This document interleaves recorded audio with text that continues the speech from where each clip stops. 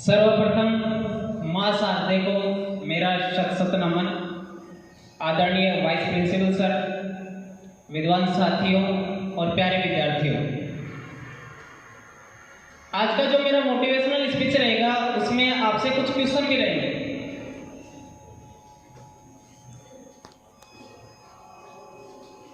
आप सभी से पहला क्वेश्चन है कि आप पर्सनल पावर चाहते हैं या पोजिशनल पावर चाहते हैं? पर्सनल पावर है, क्योंकि पोजीशन तो आती जाती रहती है। अमिताभ बच्चन का नाम सुना होगा, उसके पास क्या है? Personal power. सुनील गावस्कर का नाम सुना होगा, उसके पास क्या है? Personal power. सचिन तेंदुलकर का नाम सुना होगा, उसके पास क्या है? Personal power. हर एक दिन में मौका है या मुसीबत है? जवाब दो। मौका। लेकिन बहुत से लोग होते हैं जो हर एक दिन को मुसीबत के रूप में देखते हैं। हर व्यक्ति ये कहता है कि आज मेरे पास जो कुछ भी है वो बकवास है। लेकिन जैसे ही सुनील गावस्कर, अमिताभ बच्चन, सचिन तेंदुलकर, रोहन गावस्कर, अभिषेक बच्चन ने जैसे लोगों के गोल को हासिल कर लेता है, तो वही व्यक्ति कहता है कि आज मेरे पास जो कुछ भी है वो खास है।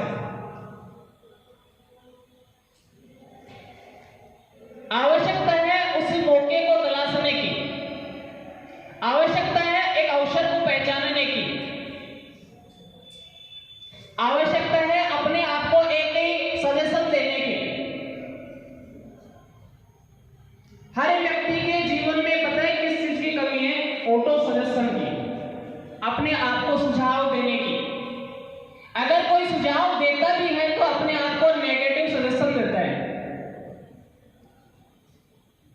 क्योंकि हमारा जो माइंड है वो नेगेटिव ज्यादा सोचता है।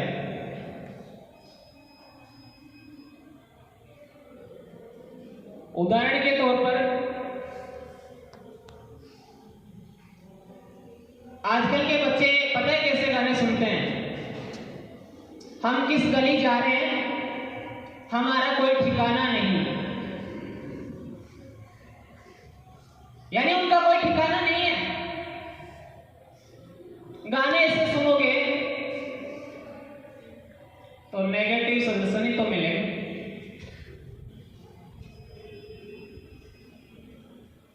जब जहाज दिल्ली से मान लो उड़ता है, कहीं भी जाता है, उसकी जो भी मंजिल होती है वहां के लिए उड़ान भरता है, तो जैसे ही जहाज बादलों में प्रवेश करता है तो जहाज में जो एयर होस्टेज होती है वो कहती है put your seat belt, seat back in, relax. अपना सीट बेल्ट बांध ले और कृपया रिलैक्स हो जाए। लेकिन वही एयर होस्टेज अगर ये कहे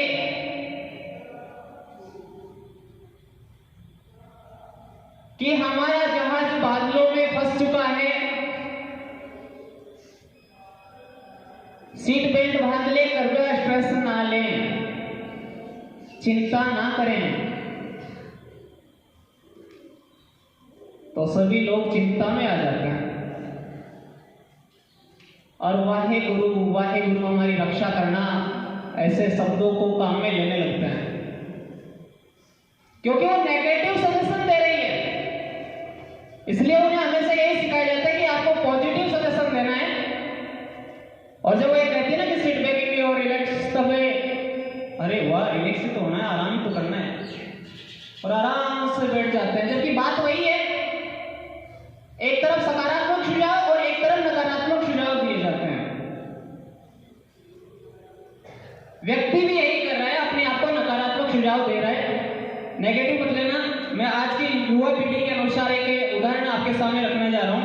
आज की युवा पीढ़ी है, जो आपको पता है ये जो उम्र है ये भटकाव की होती है, जिसमें एक बालिका की लाइफ खराब हो जाती है और वो बालिका अपने गुरुजी के पास आती है और कहती है कि सर उस लड़के ने मेरी लाइफ खराब कर दी, आज के बाद मैं उसके बारे में नहीं सोचूंगी। सर, आज मेरी जो भी स्थिति है वो आज उस लड़के के कारण है, मैं उसके बारे में नहीं सोचूंगी। सर, आज मेरी जो भी स्थिति है वो उस लड़के के कारण है, आज मैं उसके बारे में नहीं सोचूंगी। सर, आज मैं असफल नहीं हुई, वो उस लड़के की वजह से नहीं हुई, मैं उसके बारे में नहीं सोचूंगी। आप बताओ किसके बारे में सोच रही है? उसी के बारे में। ये अपने आप को, अपने माइंड को नेगेटिव सजेशन देना। अगर वह अपने माइंड को पॉजिटिव सजेशन दे कि आज के बाद मुझे कौन से ऑडियो सुनने हैं, कौन से वीडियो सुनने हैं, कौन से वीडियो देखने हैं, किससे मिलना है, किसे दोस्त बनाना है, सफल होने के लिए कौन सी किताबें पढ़नी है और मुझे सफल कैसे होना है, ये है positive suggestion.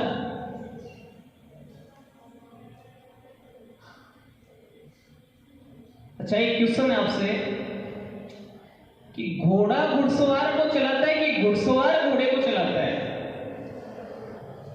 Horse rider the ride, rider the horse. बताओ देखो, घोड़ा घुड़सवार को चलाता है या घुड़सवार घोड़े को? घुड़सवार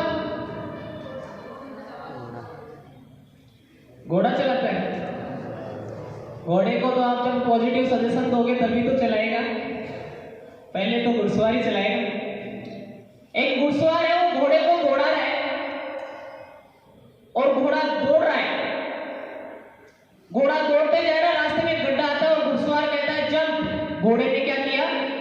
जंप। फिर घोड़ा दौड़ रहा है, घुड़सवार ने फिर गड्ढा आया और कहा जंप। घोड़े ने क्या किया? जंप। फिर दौड़ रहा है, फिर गड्ढा आया, घुड़सवार ने क्या कहा?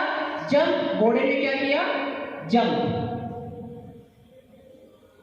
घोड़ा दौड़ रहा था, घुड़सवार थक गया और सो गया। घोड़ा दौड़ रहा, रास्ते में गड्ढा फिर आया और घोड़े ने क्या किया? जंप। अब घुड़सवार को कौन दौड़ा रहा है? तो घोड़ा।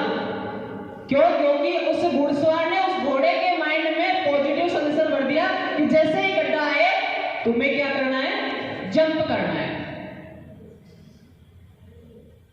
तुम्हें क्या करना है? जंप करना है। मोहम्मद अली अपने आप को इतने सकारात्मक सुझाव देता है कि वो रिंग में उतरने से पहले आधी लड़ाई जीत लेता है। रिंग में उतरने से पहले आधी लड़ाई जीत लेता है।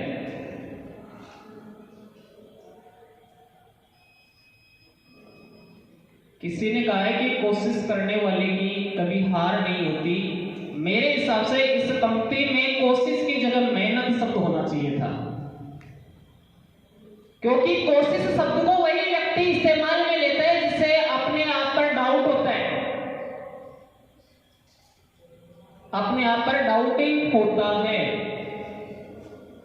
सर्कस का गेम तो आप सभी ने देखा होगा। कई बार सर्कस के गेम में एक प्रोग्राम का आयोजन किया जाता है जिसमें एक लड़का होता है जिसकी आंख पर पट्टी बांध दी जाती है, उसके हाथ में एक नाइफ थमा दिया जाता है, चाकू, और कुछ दूरी पर एक लड़की को खड़ा किया जाता है और उसके सर पे एक सेव रखी जाती है और वो लड़का चाकू को तीव्र गति से उस सेव की तरफ फेंकता है और सेव के 2 टुकड़े हो जाते हैं। उस लड़के को अपने आप पर कितना भरोसा होता है?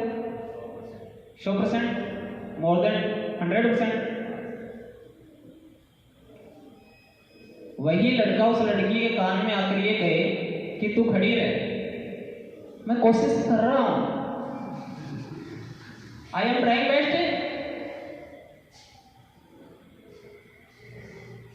Stay here. लड़की खड़ी रहेगी? खड़ी रहेगी क्या? क्योंकि मैं कोशिश कर रहा हूं।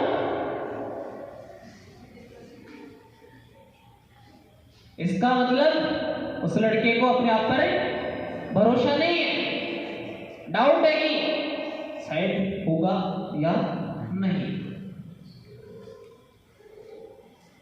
कोई बच्चा अपने पिता को ये कहे कि पापा मैं पास होने की कोशिश कर रहा हूं, कोशिश, जूते पड़ेंगे। आप में से कितने विद्यार्थी जो यहाँ से क्लास पूरी होने के बाद ये बोलते हैं अपने दोस्तों को कि चल घर चलने की कोशिश करते हैं?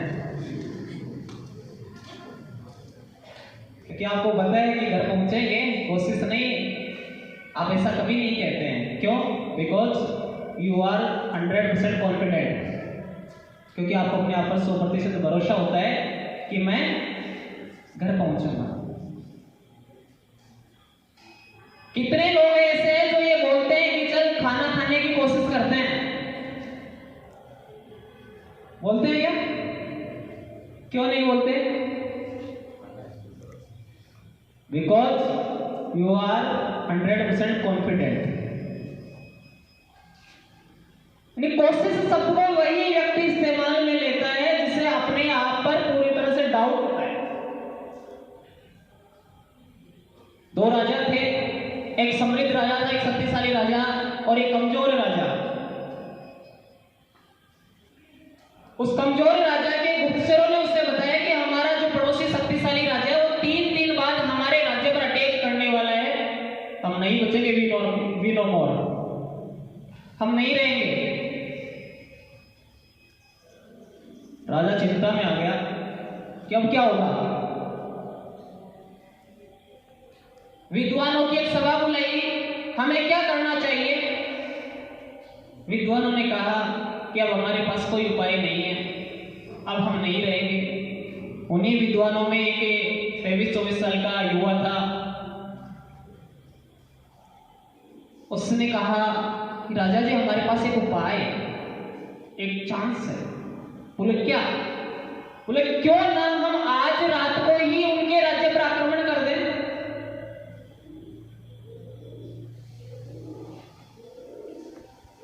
राजा ने कहा आर यू मैड?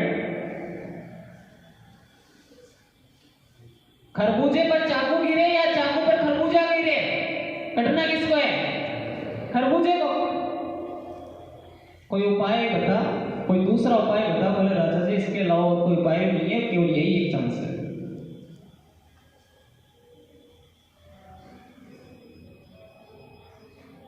कई बार क्या होता है कि व्यक्ति ये सोचता है कि मुझे इंजीनियर बनना है, सुबह सोचा इंजीनियर बनेंगे, दोपहर को आते आते सोच लेते हैं नहीं आर्मी में जाना है। यानी अगर इंजीनियर नहीं बने तो आर्मी में चले जाएंगे, आर्मी में नहीं गए तो अध्यापक बन जाएंगे, अध्यापक नहीं बने तो किसी प्राइवेट जॉब कंपनी में जॉब कर लेंगे। जिसके पास एक से ज्यादा विकल्प होते हैं वो कभी सक्सेस नहीं होता। यानी जो व्यक्ति ए के अलावा बी को विकल्प के रूप में रखता है ना, वो कभी सक्सेसफुल नहीं हो सकता है। केवल विकल्प एक ही होगा, ए ही होगा, तो उसे सक्सेस होने से कोई नहीं रोक सकता है। तब राजा ने उस व्यक्ति की बात मानी और सेना को आदेश दिया कि हमें उस पर आक्रमण करना है और रात्रि को सेना को रवाना किया। उन दोनों राजाओं की जो सीमा थी उसको एक नदी से गुजरने वाला पुल था, वह पुल जोड़ता था। जैसे सेना ने नदी को पार किया, पुल के ऊपर से गुजरी, राजा ने उस पुल पे आग लगवाई। सेना ने कहा ये क्या किया राजा जी आपने? बोला बाबू कोई उपाय नहीं है, वापस भागने का कोई रास्ता नहीं है, या तो मरो या मारो। परिणाम क्या निकलना चाहिए बताओ आप? सेना जीत गई। क्यों? क्योंकि भागने का कोई विकल्प नहीं था। और अगर व्यक्ति के पास भी विकल्प नहीं होता है तो निश्चित रूप से सक्सेस होता है। आपको पता है कि मार्शल आर्ट का नाम सुना होगा आपने? उसमें जब वो कला सिखाई जाती है तो उनको 2 वर्ड सिखाया जाता है, block punch, block punch, block punch. जब भी अटैक होता है ब्लॉक पंच को याद करके वो अटैक कर देता है और अगले को मौका ही नहीं देता है।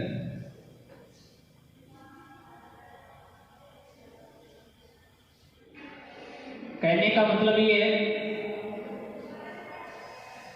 कि अगर आप लगातार मेहनत करोगे और आपने ये डिसाइड कर लिया कि मुझे अपने एम को प्राप्त करना ही करना है, आपको कोई नहीं रोक सकता। और ये जिम्मेदारी किसकी है बताओ, देखें किसकी है जिम्मेदारी? खुद की है हमारी? अरे खुद की या हमारी? खुद की। हमारी थोड़ी ना होगी, स्वयं की होगी।